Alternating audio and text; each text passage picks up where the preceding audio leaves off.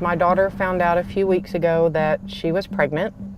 We were in the process of trying to get her set up to terminate the pregnancy, and we live in Oklahoma, and about the time that we decided to do it is when they changed the law that she couldn't get an abortion. Well, then that changed everything. I just made the decision that we would come to Kansas and, do what we needed to do.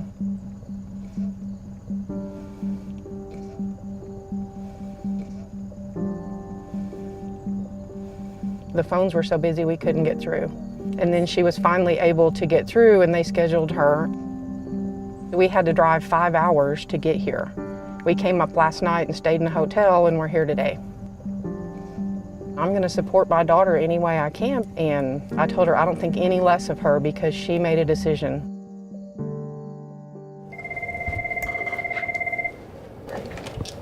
Trust Women in Wichita, this is Allie. How can I help you? Trust Women in Wichita, this is Jessica. Phone calls have probably doubled to tripled since the bans in Texas and Oklahoma. Thank you. Bye. We can only make 30 to 35 appointments a day, so it makes it very tough for both us and the patients. Right now, the soonest appointments that we even have available are 3 weeks out.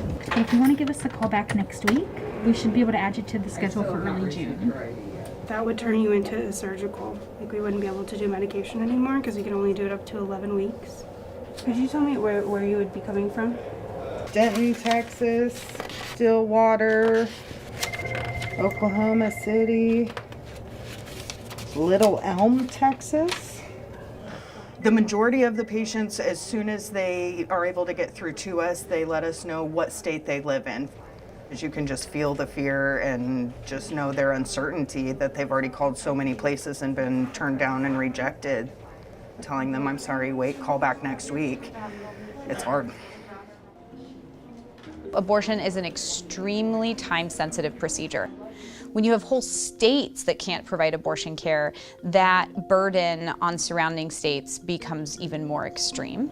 And the degree of difficulty in seeking timely care becomes much more substantial. For every patient that I see that I take care of who traveled here, I remain very worried and concerned about the patients who didn't have the resources or ability to make it here to get that care. People without those means, the most vulnerable among us, will be forced to remain pregnant. What number of pregnancy is this for you? Three, okay. And what happened with your other ones? I had both of them. 2 vaginal deliveries. Did they go okay? Any problems? Okay. It was a hard decision, but me and my kid's father, we both decided that this would be the best for us because we aren't financially, mentally, physically ready to have another kid.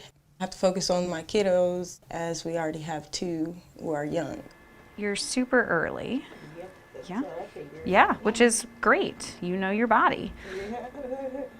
Honestly, I was scared at first, but now I feel good because I'll be able to do all the things I need to do after this and not worry about, okay, what am I gonna do next? Where is the money gonna come from? What am I gonna do if I'm too sick to go to work or too sick to move around?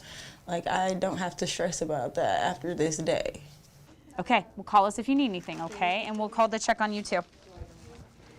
Imagine being pregnant and not wanting to be, and the need to get that procedure is very stressful.